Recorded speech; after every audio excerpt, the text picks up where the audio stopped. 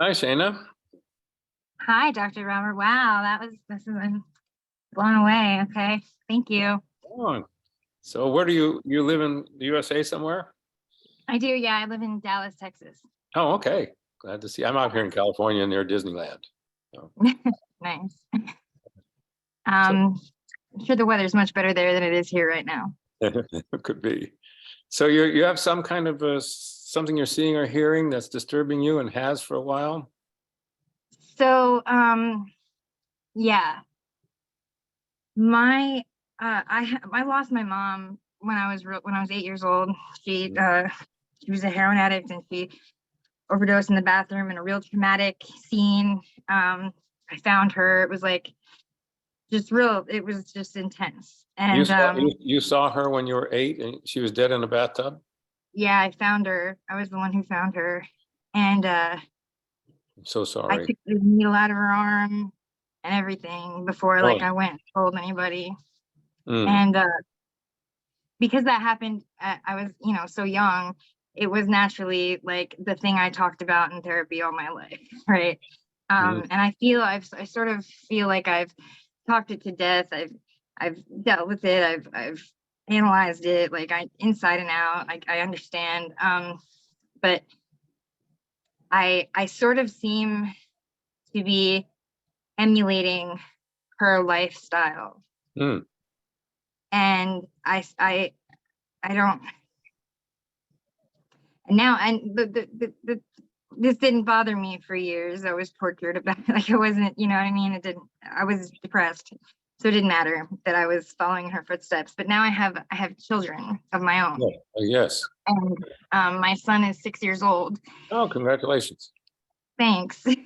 and and so I have the thing I'm struggling with now is like I have this insane amount of guilt over like not being a good enough mother, which I hear is common amongst moms. Yeah. Um, but I'm so afraid that I might accidentally give my son this traumatic, horrible experience that my mother gave me Mm-hmm. because I have so meticulously followed her footsteps. Mm-hmm. And as much as like I consciously do not want that, and I don't think that I'm on the same trajectory as she was at this age, I still am just like crippled, paralyzed with guilt. Mm-hmm. Um, and inadvertently, I have trouble like disciplining him, and I have trouble, things like that, just because I'm so afraid that I'm gonna hurt him. So, could you help me with that? Well, sure. We just need to talk a little bit about it, Shana. Really, I'm very sorry that you had to go through this. As I understand it, you were 8 when your mother died in the bathtub from an overdose. Oops, looks like I can't see your image anymore. I'm here. I'm here. Sorry, my phone fell. Here I am. Okay. Sorry about that. Here I That's no am. problem. And you were 8, I think. Today, your son is 6. Is it right? Yes. And do you have an older child, or is that I have a 6-year-old son and a 2-year-old daughter. okay? And you're concerned about whether or not you would pass on some of the things that your mother passed on to you. And you really want to make sure that you're free of, I think you want to make sure you're free of those kinds of experiences. So we need to pay attention pretty deeply and then make some changes as long as it's all right with you. So let's make a deal. If it's not all right with you, then you just tell me, okay? Because it's really okay. You don't have to change this if you don't want to, Shana. You can continue to have this experience if you want to, or if it feels better or more familiar. It's all right. I won't blame you about it. Uh, if you want to change it, though, then we'll need to work together, finding out that it's okay to change it. And I understand that you spent a considerable amount of time in your life um, working on this in therapy. Is that right? Yeah. And how Yes. old are you today? I'm 34. How old was your mother when she died? She was 27. So you've made it past her lifespan, which is something to be congratulated for. I really, that's pretty amazing. Really, Thank you've done you. very, very well.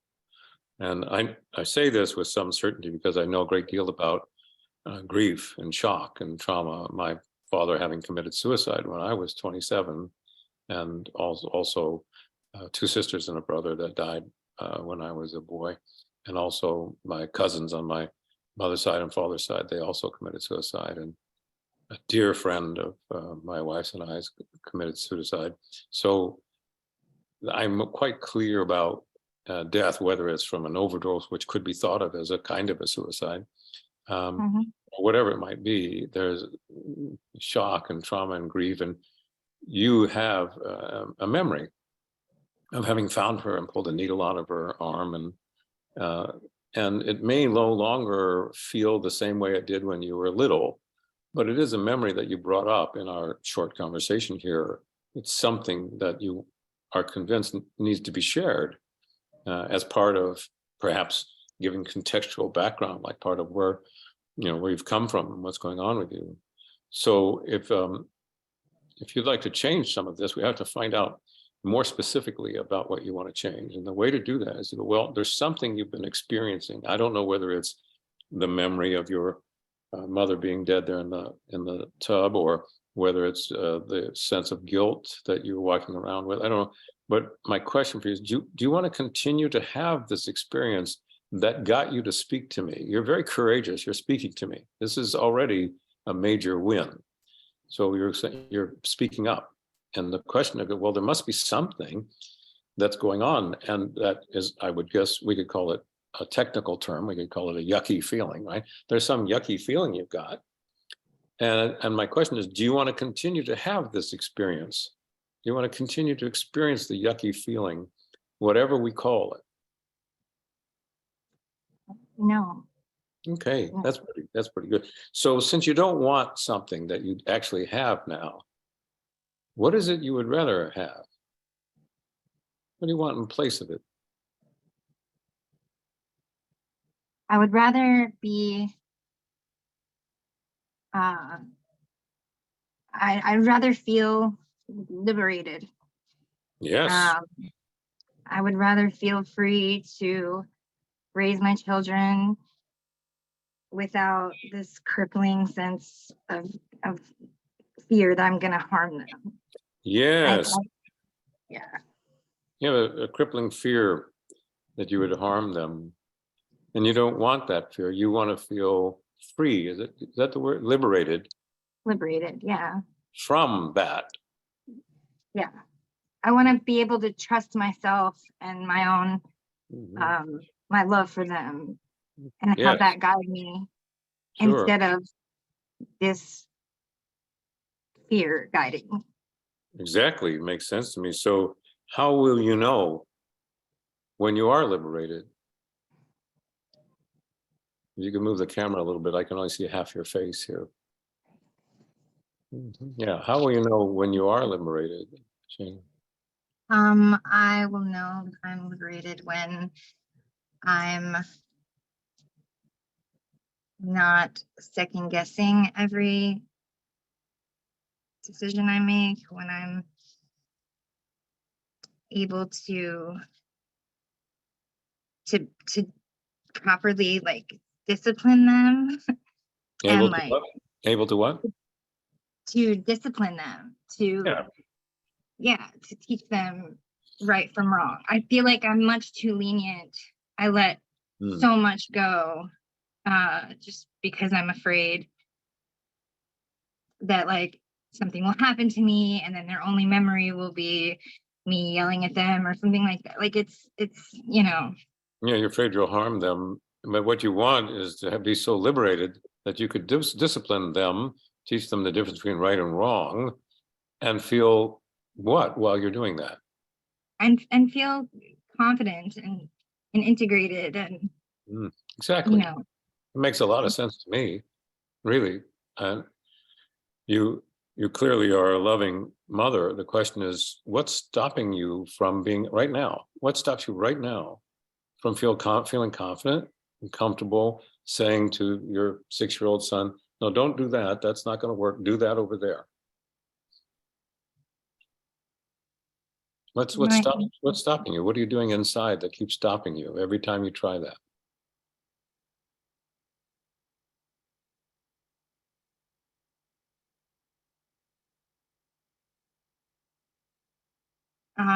doubt, self-doubt, Yeah. And you have your hand up here like this, and you said self-doubt. How do you get this self-doubt? What are you doing in your mind that creates the self-doubt? Are you talking to yourself, or what? I'm seeing my mother, and Yes, I'm remembering how much I loved her, and how much yes, I missed her, what a good mom she was, and how I felt like loved by her. I felt like I was the center of her world. sure you did. And then she was just gone. She was And gone. uh, I had nothing after that, you know? Yeah, you were I had there. no, Nothing after that. Nothing. yeah. And so when you start thinking about disciplining your son and saying, don't do that, do this, you have some idea like, oh my goodness, what if I'm gone and that's all that he remembers, that I'm disciplining him? And so Or what you that do, he thinks I'm mad at him, or that he thinks that I'm not, loving, that I don't love him just as he is. And that, like, or so I want to ask you a question about innocence. What is your sense of you being innocent? I don't feel innocent. And you feel something else. I feel guilty. And yeah, and when you think about disciplining your son, this image comes of your mother dead in a tub. Is that right? Mhm. Have I got that right? I'm sorry to. I, no, you're right. I think that I'm just for the first time putting that together. Like I knew that my uh fear-based parenting had to come from this experience, but I think I'm just for the first time associating, like realizing the association between me trying to uh be a good mom, which means making hard decisions and doing the tough things that he can't do for himself, like um and that directly correlates with Directly. this image of my mom, of Direct. losing her. It's really so, because as you're very intelligent and aware as a parent that it's hard to parent. There's difficult. What is it? The difficulty is not so much telling them not to put their hand in the fire. The difficulty is their disapproval while you're disciplining them. Yeah. So that's how it is for all parents and grandparents and all that. It's like, oh, I don't want my children to disapprove of me and misunderstand and think I don't love them just because I'm telling them this is a better way to live. And they're in fact pissed at me. And if I feel guilty, if I feel not innocent, if I feel incompetent as a parent, then the thing I can't stand is the disapproval of my children, which then limits my ability, you understand, to discipline, to do the hard work. Because the hard work is to take a stand that the child is completely against, and yet it's the right stand. And it's evidence of love. It's evidence of love that you take this stand. It's beautiful that you stand in the presence of your son's disapproval and say, I love you so much, I'm going to continue to tell you the truth. You understand me, I think, very deeply.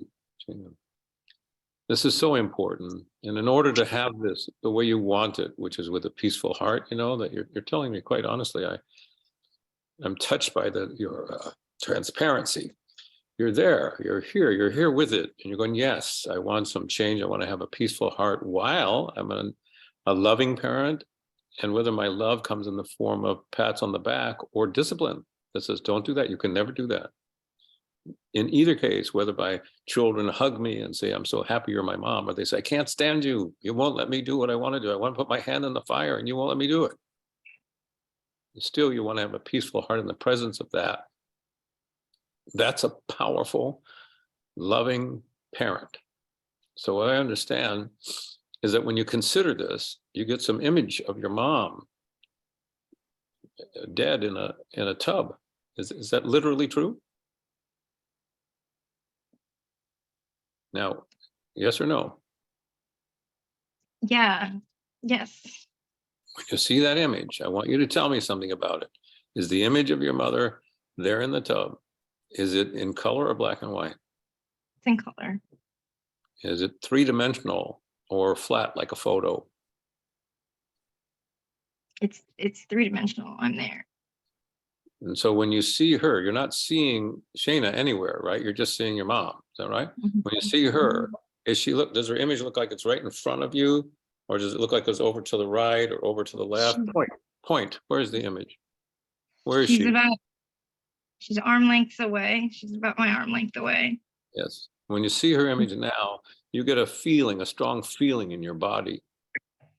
What is the feeling you get in your body when you see her? Tension in my Where is it? stomach. In my stomach. Stomach, solar plexus area. Yeah.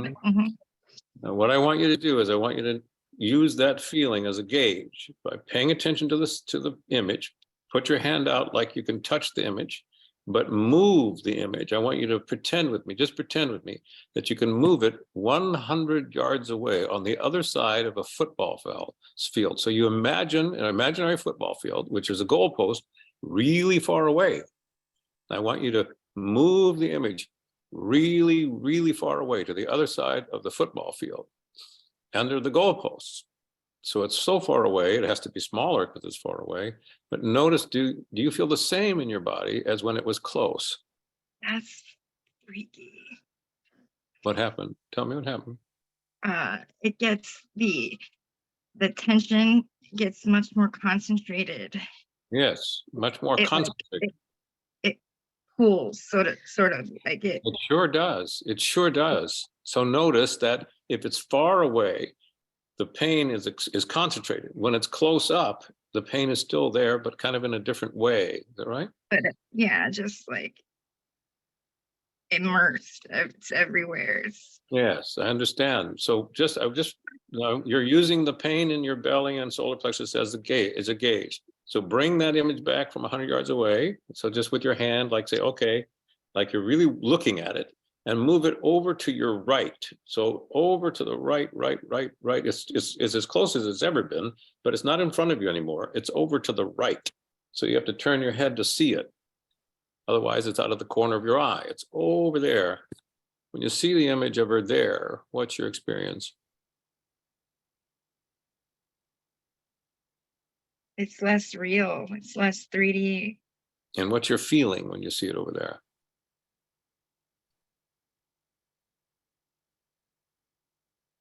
Do you have the same feeling in your solar plexus as before or not?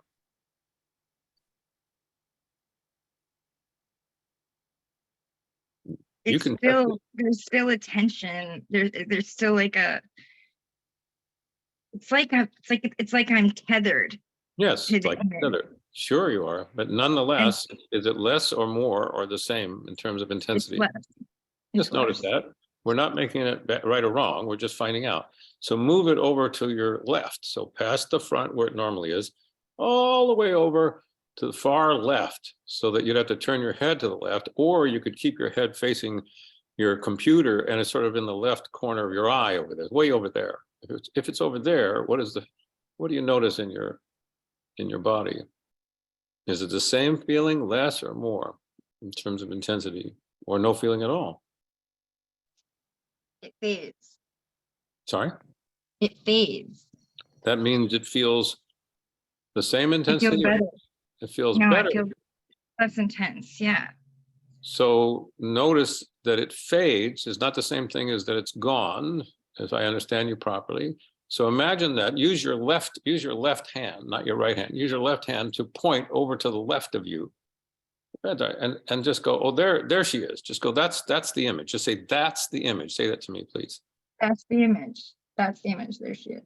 Now, when you look at that image, notice how you feel compared to when it was in front of you. How would you describe that? Somebody says, well, Shana, what happened? You moved that over there. What happened? What would you say? I feel less victimized by it, And more what? more in control. So just notice this. Just notice this. So we're not saying it's right or wrong. We're just experimenting so that you can learn something. And I want you to say to me, say, oh, Dr. Robert, I just got through changing my mind a little bit. Oh, Dr. Robert, I just got through changing my mind a little bit. So notice what that means. You could continue to see her image in front of you, or you could move it 100 yards away, or you can move it over to the right, keep it the same distance, or over to the left. You deliberately changed your mind, knowing the spiritual truth, which is you have a mind and you're not your mind. So it's kind of an important piece here to rapidly give you some relief. But would it be all right with you if we change this more fully? Yeah, yes. You have any objection to 100% resolving this issue? None whatsoever. So if an objection does come, it's okay with me. If you just said, yeah, I really have an objection, that's fine. So you don't have to take care of me. I can tell that you, it seems to me that you would want to take care of people, well, including me. So I want you to know I appreciate that. It's kind of you and compassionate. You don't need to. You could say whatever the truth is to me. So what I notice is that you just got through changing your mind a little. And when you did that, you had a certain amount of relief. Is that true, or am I making that up? That's true. I don't know that I would have called it relief. I guess it is relief. I would it's more like awe, like reverence. Oh, reverence, yeah. And what is the awe and reverence for? That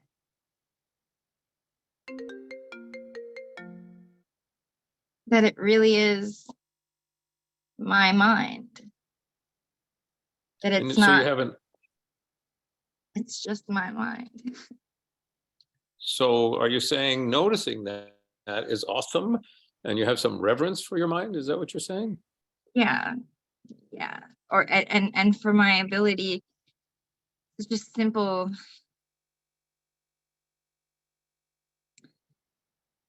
I guess I wanted to think that it was just too complex or too deep to touch, Mhm. And it's not. It doesn't feel like that anymore. Exactly. And it's not like I wanted to think it was too deep or too complex to be changed. That's the general teaching. I've done this a long time. I've taught at universities around the world. So I'm very, very familiar with the world of psychology and counseling, psychiatries, all the different things. And the general teaching is something that you learned. You go, it must be too deep or too complex. It can't be simply adjusted. It's normal. This is not strange or it's not your fault. The structure, the social structure, and the intelligentsia tends to teach this. It's not because they're mean or cruel at all. I have a great deal of respect for psychologists and counselors and psychiatrists and so on. They really are well-meaning in their love and attention to others. It's just that they don't know how to do simple change. Otherwise, they would do it. So you just got through getting some relief. By that, you got into a place of what you called awe or reverence, like, wow, I have the power to do that. You understand what I mean by the power to do that? Yeah.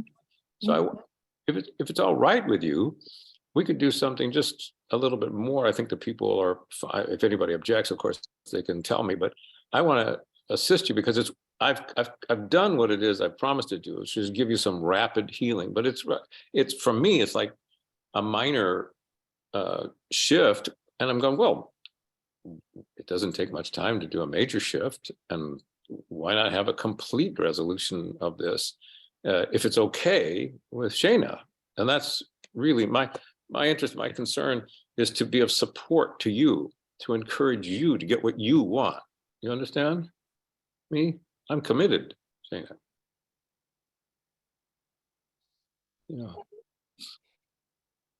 Something touches you about that. What is it that you're experiencing?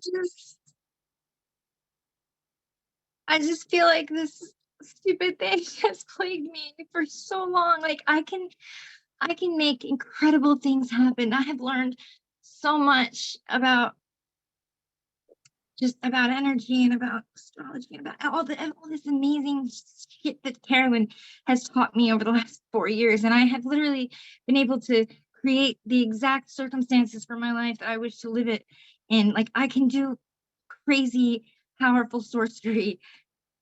But this one thing, this like being able to like raise my kids without crippling guilt has just stuck me. It's been like the one thing that I just can't surmount, that I can't like seem to. Mhm. Yeah, It's been exactly. limiting me and holding me back. And I could not wake up this morning thinking that this is going to happen today, you know? It's happening now. And this one thing that's been holding you back is the place where the treasure is. Okay.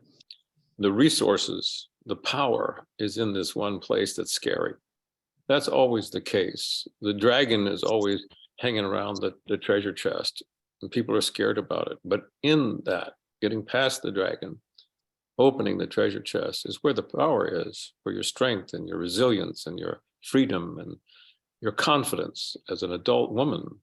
It's so important now. Is this making sense to you? Yes.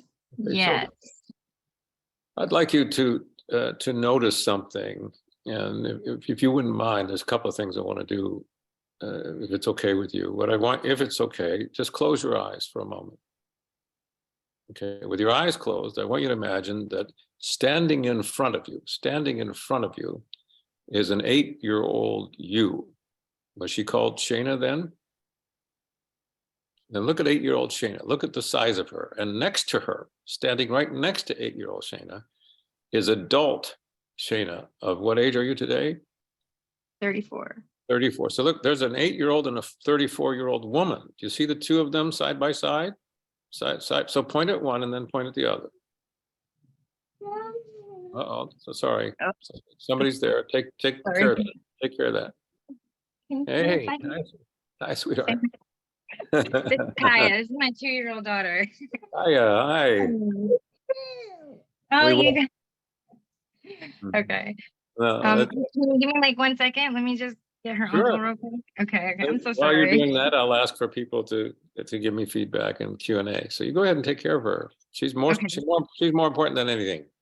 Okay. Thank you. I'm sorry. 1 second. So people who you've been watching and listening and paying attention, and maybe something's come up for you or something you'd like to know about, this is the time. We have a few minutes until she comes back. Oh, I'm open to hearing your feedback, or maybe something struck you and you want to share it. What is that? hi, Dr. Robert. So I have my eye on the chat, and I'm seeing that there's tons of people very touched so far by your conversation with Shayna. And there's people curious about, do you offer group retreats? How can they work with you? So maybe if you would talk a little bit about Sure. that and your upcoming Happy to. offerings. Right. This Friday, tomorrow, I'm leaving for Holland. I teach a lot in Europe because the Europeans tend to be more pragmatic than most anyone else, including Americans, and a little less afraid, considerably less afraid than Americans. But they invite me a lot, and they have for many years. I'm there for until around the 20th of the month. But in March, I'm teaching in California, and I don't always teach in the United States, but this March, I'm doing 6 days, and then another 6 days of the same course in May. It's called Healing the Wounded Heart. People who want to actually become brilliant coaches can take this and become certified as a coach, or they don't want to be a coach at all. They just want to have tools that are always and invariably effective for resolving issues such as we just witnessed, which that her issues had to do with shock and trauma and grief. Her issues had to do with innocence and guilt, and I mean a whole raft of things. But no matter what we label them, it doesn't matter. What matters is not labels. What matters is, do we know what to do? And when I say I know what to do, I don't just say that and then you come and trust me and get in the class. I demonstrate it. And when I watch people talk about what they're able to do, I'm always going, great, that's great. Now show me, do it in front of me so that it's obvious. Either the person knows what they're doing or they don't. Well, if you take Healing the Wounded Heart, which is a 12-day professional level coaching program, face-to-face in California, very near LAX, then you'll learn the most powerful tools that exist on the planet. I say that, here's how I can support that. I've been doing this for many, many years, many decades. And if there were something that worked better, I would drop what I do now and do that, because my interest is in the resolution of suffering. It's not, my interest is not in, oh, I've got these tools and they're mine. My interest is the resolution of suffering. What does that? And so just to let you know, Healing the Wounded Heart is an astonishingly powerful course. I've taught it worldwide. I've taught in 19 countries around the world. It has the same impact whether I'm teaching in China or South America or Australia or New Zealand or Canada or England or France or Germany or Finland. All of these places and many, many more I've taught. And the reason that people come to my work is not because I give a good philosophy. It's because they go, look, you want these tools? I don't want to be the only one who knows how to do them. And by the way, I'm not special at all. I just happen to know how to do this. So a person can't claim to be special because they can say 2 and 2 are 4. They paid attention to math and they go, this is 2 and that's 2. And oh gosh, count them together, it's 4. That's not special person, but it is effective to be able to count. So understanding what the mind is, which is that's lacking in the world of psychology. There is no agreement as to what the mind is. If you go into any university in the world and you go to the psychology department and you ask them what they're studying, they will have an argument before they answer because they don't know. Some will say it's behavior, some will say it's cognition, some will say that it's a variety of different kinds of issues. And they'll use words like cognition instead of thinking. They'll use highfalutin words. But what matters is that they argue about what they're studying. Whereas in the medical department, there's no argument about what you're studying. Anatomy, physiology, neuroanatomy.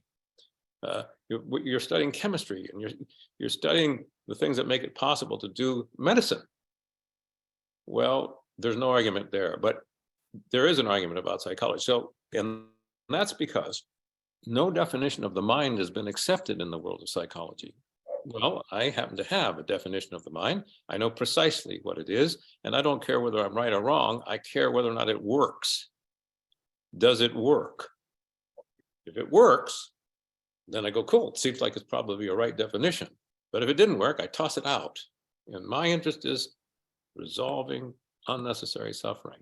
Oh, Dr. Robert, I think I love what you're saying, and I think we Sure. would love to hear more about Healing the Wounded Heart in a little bit, and maybe Sure. since Shayna's back with us. Yeah, good. Yeah, okay, cool. So Shayna, you have some time now she's taken care of, is she? Can't hear you. I guess you're muted, maybe. Sorry about that. Yeah. Yeah, that's handled. Yes. My That's uncle is. Good, all right. So we were just doing something a minute ago. You might want to revisit that, which is you close your eyes. With your eyes closed, you make a sighing sound like, let your body relax a bit. As your body relaxes more and more, see out there standing in front of you, an 8-year-old Shayna and a 34-year-old Shayna standing side by side. The 34-year-old is wearing what you're wearing right now. So you go, okay, she looks very different. She's a lot taller. She's older and taller. So, and then there's a little girl. So I want you with one hand, point at the little girl, and with the other hand, point at the adult Shayna simultaneously. Both hands are out. There you go, good. So there they are, let your hands come down. As you let your hands come down, I want you to say out loud, say, the truth is, I used to be 8. The truth is, I used to be 8. And I know that my mother knew me then. And I know that my mother knew me then. And what I also know now as a 34-year-old is that she can't forget me. And what I also know now as a 34-year-old is that she can't forget me ever. ever. And so it's okay that my 8-year-old self grows up. So it's okay that my 8-year-old self grows up And develops and develops and evolves and evolves and matures. and matures. It's okay. She's safe. It's okay. She's safe. And then you speak directly to the 8-year-old and you say, "You're safe, honey. You're safe." You say, "Sweetheart, you're safe. I'm safe. It's okay to grow up. It's okay to grow up. Mom will remember you, I will remember you no matter what size you are."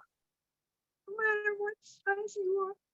Now watch the little 8-year-old, watch her as she becomes 9. And as she grows, you say to her, "You're learning so much, sweetheart." Say that to her. "You're learning so much." You're learning so much, sweetie. And the more you learn, the more you're able to give the love that your mother gave to you. And the more you learn, the more you're able to give the love that your mother gave to you. Because one day you'll have children. Because one day you'll have children. And it's time to learn And it's time to learn as you grow up. as you grow up. Now watch she's 9. Now watch, she becomes 10. She's getting taller. Look, that's right. She's 11. She's 12. At some point, she's the same height as a 34-year-old. Watch her. She's 13, 14, teenager, and she's learning. Oh, she's learning about how to be with people and talk to them and listen, and how to be innocent and good. And you watch this innocent girl, watch her. She's just a girl, young. And you watch her 12, 13, 14, she's 15, 16, 17, 18, 19. Now she's a 20-year-old young woman. Wow, she's 21. You just see, look, she's growing up and she's learning all these wonderful ways to be in the world that she couldn't do when she was 8, but she's always got the truth of her, who she is. She grows, she is who she is. She becomes 20, 21, 22, 23, watch her, 24, 25 years old, a quarter century. Wow, she's growing, 26, 27, 28, 29. Now she's 30 years old, 31, 32, 33, 34. She's the same age as the other 34-year-old. Now see the two of them. See the two of them. She grows. She's become the same age, and watch them merge into one 34-year-old. That's right. All one. The 34-year-old you is there, all grown up, mature and understanding that she carries the truth of love in her heart. She carries it. This is the 34-year-old. All grown up. She turns around and sits down in your body. I want you to see her turn around, come towards you, and sit down in your body, and you become one whole Shana, all grown up inside. All grown up inside. Feel it inside, and you can whisper. Say, "I'm so glad that you're with me forever. I'm so glad. All is well. All is well." That's right. Keep this truth of the welcoming love, the kindness, the understanding, the tenderness that is your heart. And you go, "Yes, this is true. And I'm 34 years old. And I know the difference between what will hurt my children and what won't hurt my children. I know. And I love them. And when I tell them that won't be good for you, they might disagree. But I'm 34 and I know a lot more than they do. My son is 6. How many years older am I than 6? Oh my goodness, 4 times 6 is 24. 5 times 6, what is it, 30? More than 5 times his age. Of course you know more than he knows. Of course. So you understand this and you say yes to this wonderful truth that lives within you now. The little girl has grown up to blossom and become a young woman, bringing innocence that is always present. This is the truth. Your soul is innocent. It cannot be otherwise. And I want you to say out loud, I want to teach you the first lesson. Say that out loud. I want to teach you the first lesson. There's no such thing as an inner enemy. There is no such thing as an inner enemy. Every part of me is actively in love with me. Every part of me is actively in love with me. This is the truth. This is the truth. Any part that seems wrong is simply using a method that doesn't work. Any part that seems wrong is just using a method that doesn't work To produce the love that it wants to produce. to produce the love that it wants to produce. There's no such thing as an inner enemy. There is no such thing as an inner enemy. I only have inner friends. I only have inner friends. And this, you know, at the depth of your soul as innocence. Just notice it. This is the truth, Shana. And so as you now recognize this truth more and more, sometimes more consciously than other times, but your body begins to recognize it, your cellular structure begins to go, oh yeah, of course this is true, it feels better. When it feels better, it's right. And you go, oh yes, and when my son needs some discipline, I give it to him, and he may not like it at all. He might argue, but I can take that with a sense of humor because he doesn't know what's good for him. I do. That's what you say. You do as a grown woman, 5 times, 6 times his age. Wow, how nice this is to know the truth and to teach him and your daughter. There's no such thing as an inner enemy. You only have inner friends. And some of the inner friends need to be updated or educated or brought into today's age, but all of them are friends. And you notice this is already done and becoming more and more fully within your body now. As you notice this, I want you to do something very, very important. I want you to see an image of yourself, Shana. I want you to see an image with your eyes closed. You see an image of yourself, radiant, a radiant image of Shana. And this is a Shana, it's you, but she's just a step or two in your future. This is really an interesting thing. She's a step or two in your future, so she's already solved everything, not a little bit, everything that has to do with your mom. She solved the whole thing. Now you haven't solved the whole thing yet, but the wonderful Shana in front of you has. See her, she's looking at you, she's smiling. She's not necessarily speaking, she could, but what really matters is that the way she looks tells you that she's solved these problems that you've been trying to solve. You've been trying so long to solve these problems. She's done it. You don't know how. You have no idea how she did it. And you're going, wow, I really want to be like her. I really want to be like her. And you do. She's radiant. She's in front of you. She's life-size. She's in color. She's 3-dimensional. Take a look at her. And I want you to say, I want to be like her. I want to be like her.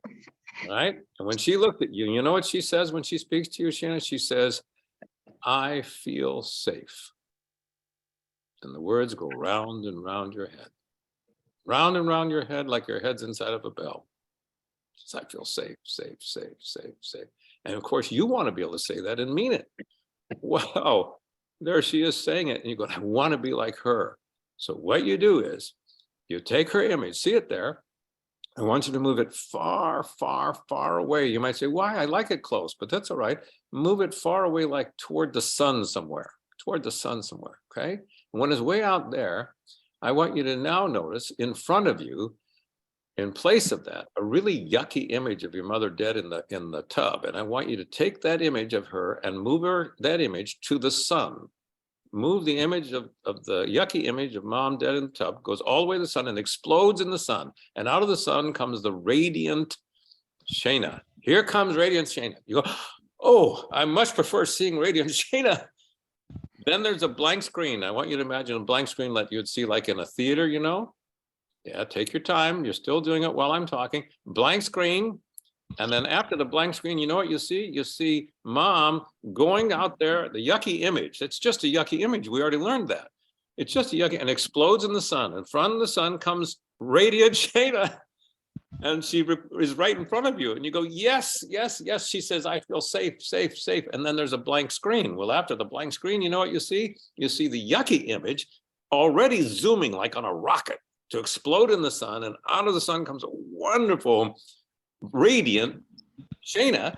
And she says, I feel safe, safe, safe. You go, oh, cool. I much prefer seeing her. Blank screen. You must see a blank screen like you'd see in a theater when there's nothing on the screen. Then the next thing you see is the yucky image going as fast as a rocket. Explodes in the sun. Here comes wonderful Raina, blank screen. And you go, that's easy. That's simple. It's just like one goes away and explodes in the sun and the other one comes up in front of you and you love it.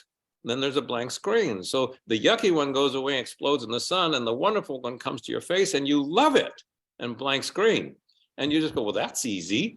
So you just relax and watch that happen over and over and over and over again with a blank screen in between each one. It goes blank screen, blank screen, blank screen, blank screen, blank screen, like that.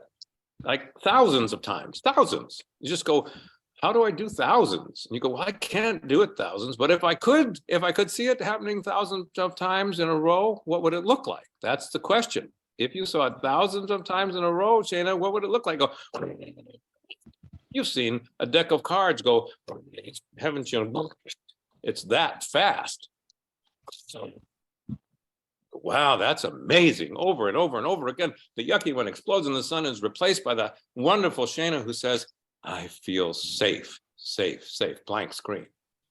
When you do this now, already, you've already done it 10,000 times. Can you imagine that, having already done it 10,000 times? Wow, you begin to bring these learnings and understandings back with you in a moment. You just go, oh, what is it? What am I noticing? You just relax because it's already done. You don't have to work at this. You already decided it. And you decided it how? By just simply saying, yes, you're all grown up now, Shayna. Grown up and able to do the sacred work of being a parent. And that's what you're doing. Take your time. In a moment, you'll bring the learnings and understandings with you. When the time is right and you feel like it, you'll gently open your eyes, we'll connect, because I can feel, even through this digital media, something really important about you. I want you to notice what you notice as you return to share with me your experience.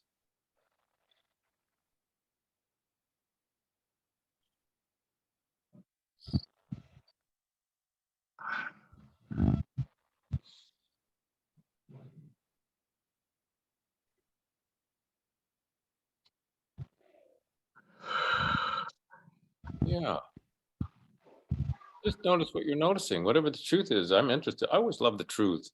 Have you noticed how important it is, the truth, so that there's no like, maybe this, maybe it's just the truth. I noticed that truth rings like a bell. Just goes, yep, that's the truth. I noticed that the truth sets us free. Independence and honesty are the same thing. That's something. Wow. And of course, to be independent, to be honest, to be oneself requires courage, which is to stand by one's heart. And to stand by your heart, you notice that your heart is innocent. So of course you stand by it. Now, take your time, Jana, but still tell me, what are you noticing right now? What word comes to your mind?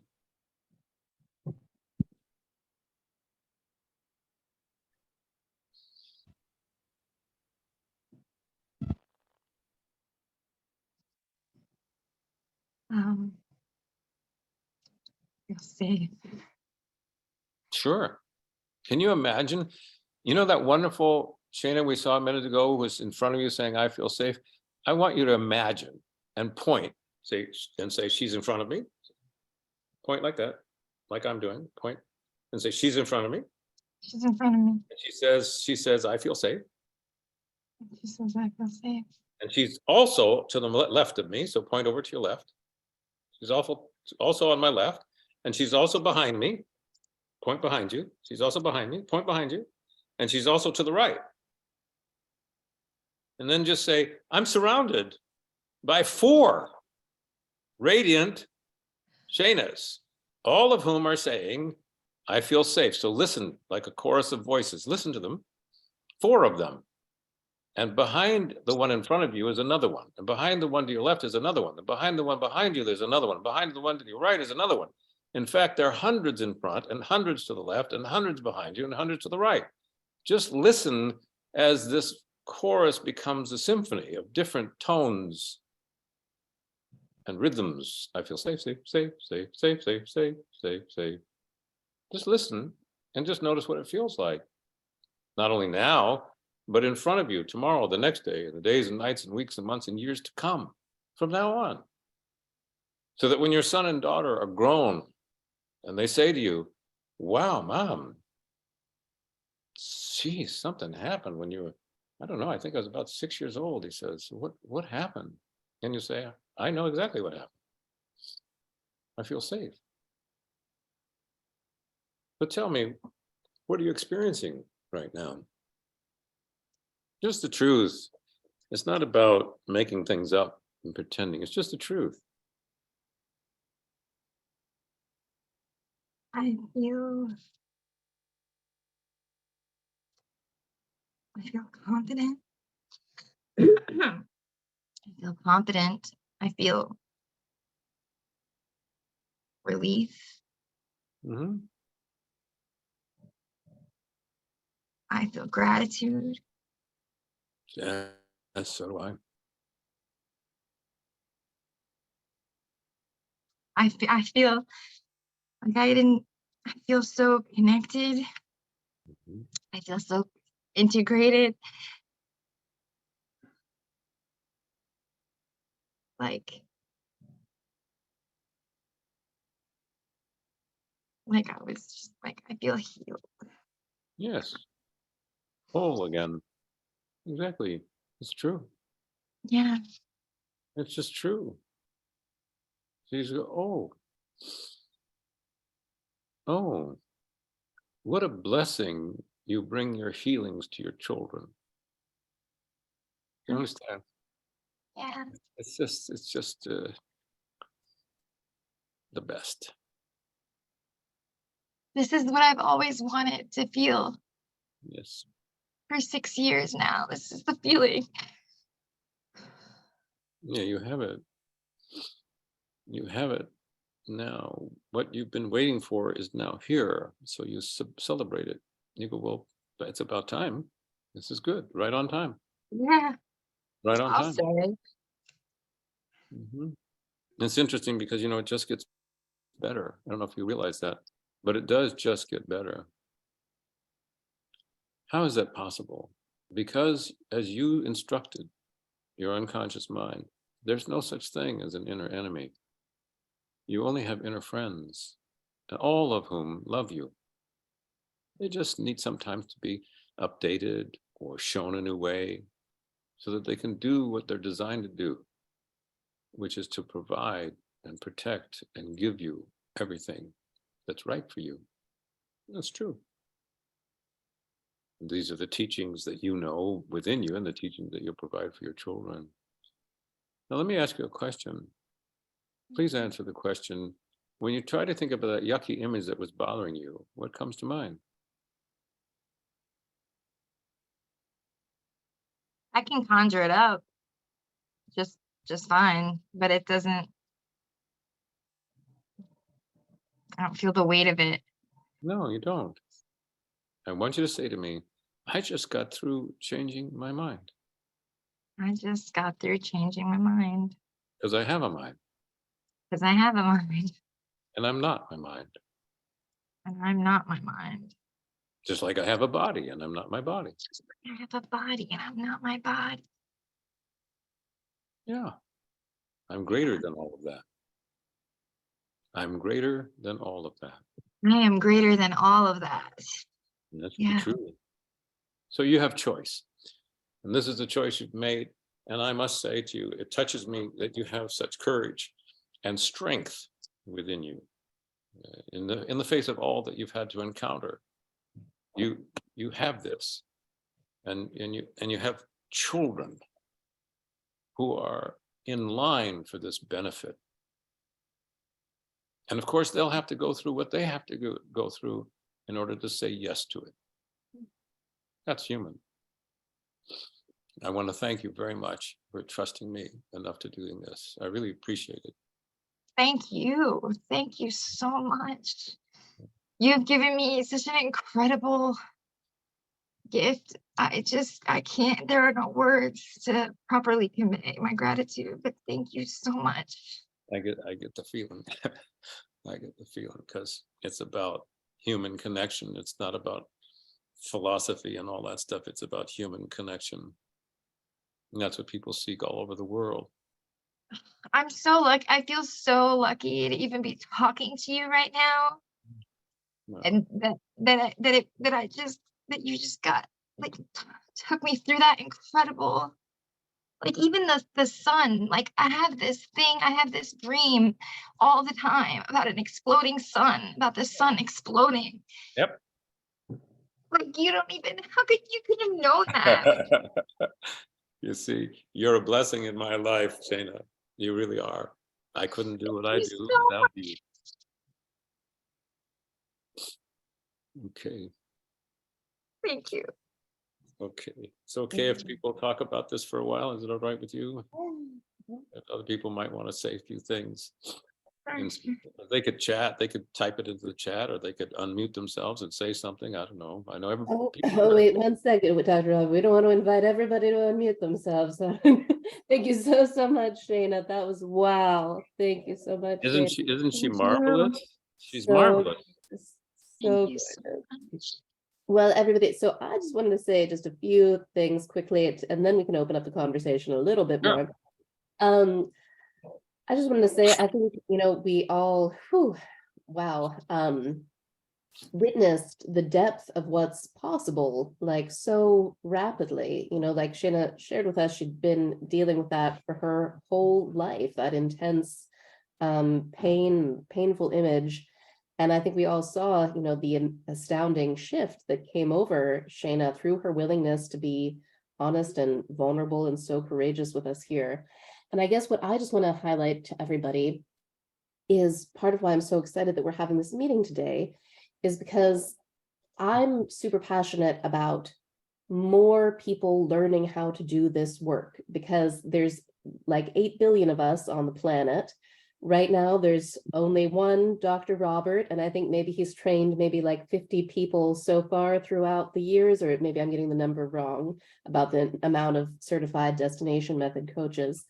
But I just want there to be so many more destination method coaches so that this work can, thrive on into the next century, and that so many more people can experience the kind of attention and the kind of skill that we were just blessed to witness Shana receiving from Dr. Robert.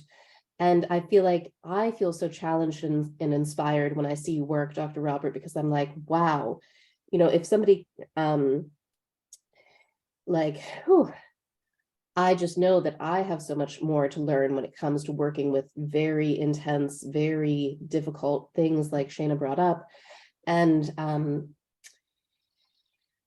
I guess the dream in my heart is that humanity learns how to resolve its wounds. I feel like so many of us have so much wounding and so much pain that limits us and keeps us from, doing the things that we would like to do.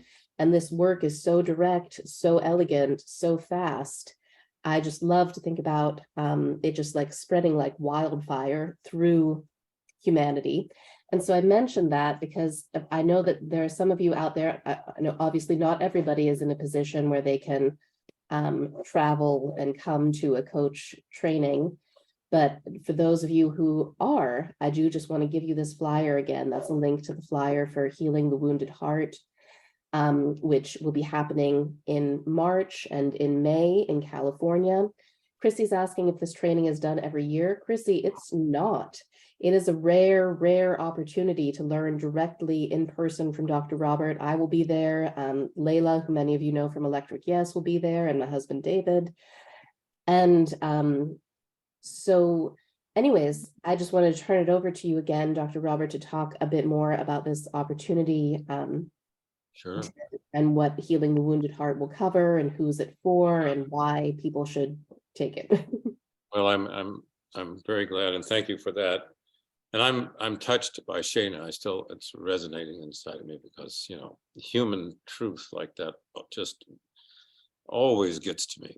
It's the difficulty, of course, is people typically are so afraid that they don't get a chance to be truthful. What's needed in my life, I know in my life, I notice that if I don't allow myself to have heartfelt emotion, if I don't go into my emotional life, the wateriness of myself, then my head becomes full of water and I can't think straight and I can't get much done.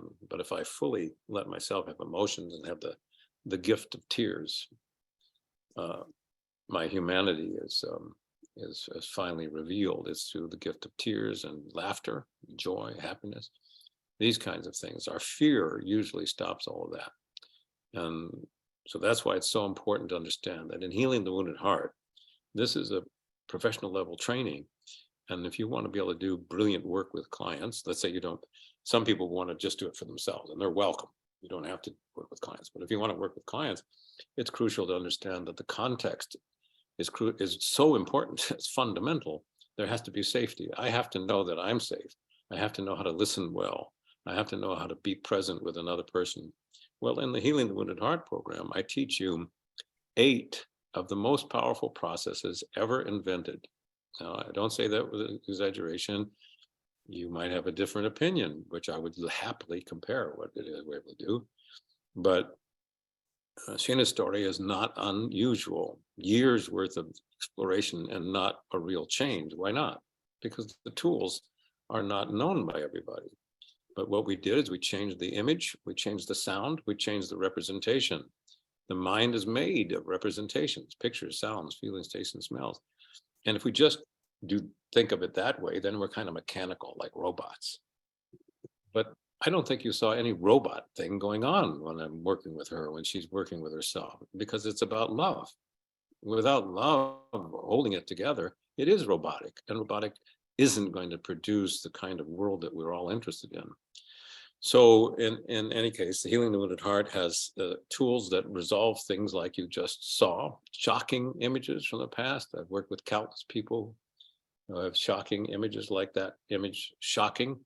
It also, in the Healing of the Heart, you learn one of the most difficult things in all the world to learn, which is what is grief and how is it created and how is it solved. You learn the grief resolution work that is a gift to the world, and you learn exactly the nature of that. You also learn the nature of the source of things like depression, self-criticism, fault-finding, the self-destructive kinds of ideas a person has about themselves and what they say themselves in their mind's ear. You learn what that is and how to change it. So you learn everything but what it is and how to change it. You also learn how to deal with conflict. So a person on the one hand wants to get married, on the other hand, they want to remain single, or they want to be in a monogamous relationship. At the same time, they want to be polyamorous, or they want to, at the same time, they want to be this, they're in the conflict. So in these conflicting experiences produce something common around the world, and that is exhaustion. The result of unending conflict is personal exhaustion. And so I know when I'm in conflict, because I don't have the energy to produce the results that I want to. I go, what's going on with me? Well, on the one hand, I want to be here. On the other hand, I want to go to the beach. So here I am in conflict, something simple, like I want to be here. I want to go to the beach. And I'm fighting against myself. Well, fighting against myself saps my energies and I become exhausted. So if I don't know how to solve conflict in myself and in others, that exhaustion remains. Well, it's deeper than just simply exhaustion. Conflict comes in many forms, including healing. A person wants to heal something. They say, I would like to, the person has cancer. I created the mental and spiritual wellness program at the Center for New Medicine, which is an oncology organization. It's all about cancer. And I work with so many people, they wanted to heal their cancer. On the other hand, they didn't want to. They wanted to keep the cancer. I want to be healed. I don't. Another one is I want to live. I want to die. There's very, very deep level conflicts that exhaust the person more than simply physically. And so there's those kinds of issues are common. It's common, it's normal, it's not strange, but very few people on the planet know how to solve them. And you learn precisely what it is and how to solve it. So shock, trauma, traumatic, right now, very famous, very common thing to talk about is PTSD. Very rarely do you meet anybody who knows what PTSD is, but when a person has a memory of a painful event in the past and it keeps bothering them, that means it's an injury. Injury is the other word for trauma. It's just an injury. Question is not to look for why it is that way, but are you able to heal the trauma so the person no longer is injured? Can you do that? Well, and you learn exactly how to do that in healing to wounded art. The same thing with addictions has to do with addictions are simply emotional enmeshment, whether I'm emotionally enmeshed with another person, which is codependence, or some sort of substance. So releasing emotional enmeshment is the most powerful tool ever invented for freeing oneself from emotional enmeshment, for example, with another person. I've done release emotional enmeshment with my mother, father, sister, brother, my wife. She's done the same with me. And then we link together out of wanting as opposed to being enslaved. Addiction means to be spoken into slavery, to addict, to speak into slavery. So addiction is slavery, it's choicelessness. Well, you can come out of choicelessness with the releasing emotional enmeshment process. That's taught in there. Also belief change, profound. I'm going on and on. One of these things, one of them would be worth much more than the cost of this 12-day program, but you get 8 of them. And if you want to, I'll go through all of them. I can tell you, if you call me up, I'll tell you on the phone, but there's a limited number of seats that are there. I will not have more than 15 people in it. We have a few left now.